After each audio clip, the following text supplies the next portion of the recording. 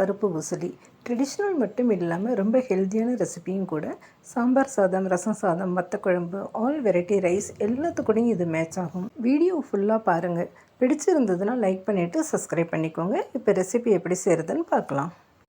இதுக்கு ஒரு பவுலில் 1.5 கப் கடலைப்பருப்பு எடுத்துருக்கேன். ஒரு 150 கிராம் இருக்கும்.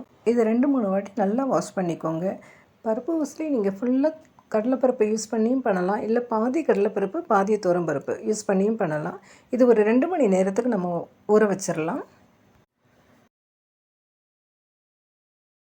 கடலைப்பருப்பு நல்லா ஊறினதுக்கு அப்புறமா இது ஒரு மிக்ஸி ஜாருக்கு மாற்றிக்கோங்க. தண்ணியை நல்லா ஃபில்ட்ரு பண்ணிவிட்டு மிக்ஸி ஜாருக்கு மாற்றிக்கோங்க. இது கூட 3 சிகப்பு மிளகாய் சேர்த்துக்கோங்க. எவ்வளோ காரம் வேணுமோ அவ்வளோ சேர்த்துக்கோங்க. 1/2 ஸ்பூன் ஜீரகம் சேர்த்துருக்கேன். இது மூடி கொஞ்சம் கரகரப்பாக அரைச்சிட்டு வந்துடலாம். ரொம்ப ஃபைன் பேஸ்ட்டாக இல்லாமல் இந்த மாதிரி கரகரப்பாக அரைச்சி எடுத்துக்கோங்க.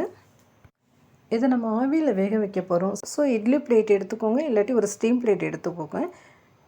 அதில் சின்ன சின்ன வடை மாதிரி சின்னதாக அந்த மாதிரி தட்டி வச்சுக்கோங்க. நான் ஆல்ரெடி ஒரு கடாயில் தண்ணி சூடு பண்ணிவிட்டு ஸ்டாண்ட் போட்டு வச்சுருக்கேன். இதை அதில் ப்ளேஸ் பண்ணிடலாம். ஒரு 10 to 15 மினிட்ஸ் நல்லா ஆவியில் வேக விட்டுருங்க. இப்போ இது நல்லா வெந்துடுச்சு. இதை நல்லா ஆற வச்சுட்டு சின்ன சின்ன பீஸாக பண்ணி மிக்ஸி ஜாரில் சேர்த்துக்கலாம். இதை வேணால் நீங்கள் கையாலையும் உதுத்து விட்டுக்கலாம். இந்த மாதிரி மிக்ஸி ஜாரில் சேர்த்து அடித்தோம்னாக்கா நல்லா பவுடராக வரும். ஸோ நான் மிக்ஸி ஜாரில் சேர்த்து கிரைண்ட் பண்ணிக்கிறேன். நம்ம கடலைப்பருப்பு அரைக்கிறப்ப அதில் உப்பு சேர்க்கல. ஸோ நான் இப்போ உப்பு சேர்த்துக்கிறேன். இது ரொம்ப பவுடராக இல்லாமல் இந்த மாதிரி 1-2 தெரியணும், அந்த மாதிரி அரைச்சிட்டு வந்துடுங்க. இது சைடில் இருக்கட்டும். இப்போ ஒரு கடாயில் 2 ஸ்பூன் எண்ணெய் சேர்த்து எண்ணெய் நல்லா சுடானதுக்கு அப்புறமா அதில் 1 ஸ்பூன் கடுகு சேர்த்துருக்கேன். 1/2 ஸ்பூன் ஜீரகம் சேர்த்துக்கலாம். கடுகு ஜீரகம் ரெண்டும் நல்லா வெடித்ததுக்கு அப்புறமா ஒரு பெரிய வெங்காயம் சின்னதாக கட் பண்ணியிருக்கேன், அதை சேர்த்து வதக்கிக்கலாம்.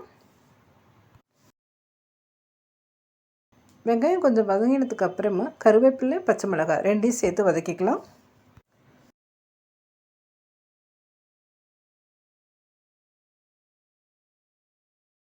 இப்போ இது கூட 1/4 ஸ்பூன் பெருங்காயத்தூள், 1/2 ஸ்பூன் மஞ்சள்தூள் சேர்த்துக்கலாம். இதையும் நல்லா வதக்கிக்கோங்க. 1/4 கிலோ பீன்ஸ் சின்னதாக கட் பண்ணி வச்சுருக்கேன். எவ்வளோ மெலிசாக வேணுமோ அவ்வளோ சின்னதாக கட் பண்ணிக்கோங்க. அதை இது கூட சேர்த்துக்கலாம். வெங்காயம், கருவேப்பிலை கூட பீன்ஸையும் சேர்த்து நல்லா வதக்கிக்கோங்க. இப்போது பீன்ஸு வேகிறதுக்கு ஒரு 1/2 கிளாஸ் தண்ணி சேர்த்துக்கலாம். இது கூட பீன்ஸுக்கு தேவையான உப்பு சேர்த்துக்கோங்க. இதை மூடி வச்சு ஒரு 10 நிமிஷம் வேக விட்டுறலாம். பீன்ஸ் நல்லா வெந்ததுக்கப்புறமா நம்ம அரைச்சி வச்சுருக்கோம் இல்லையா கடலைப்பருப்பு, அதை இது கூட சேர்த்துக்கலாம். இதை நல்லா மிக்ஸ் பண்ணிக்கோங்க.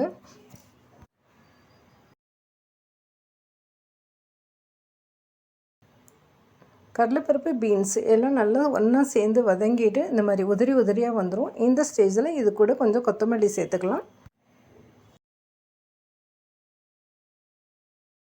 நல்லா துருவின ஃப்ரெஷ் தேங்காய், ஒரு மூடி தேங்காய் இருக்கும், நல்லா துருவி எடுத்துருக்கேன், அதை இது கூட சேர்த்துக்கலாம். தேங்காய் சேர்த்துட்டு நல்லா மிக்ஸ் பண்ணிக்கோங்க. தேங்காய், கடலைப்பருப்பு, பீன்ஸ் எல்லாம் சேர்ந்து நல்லா உதிரியாக இந்த மாதிரி ரெடி ஆகிடும். அவ்வளோதான், நல்லா ஹெல்த்தியான டேஸ்டியான பருப்பு உசிலி ரெடி ஆகிடுச்சு.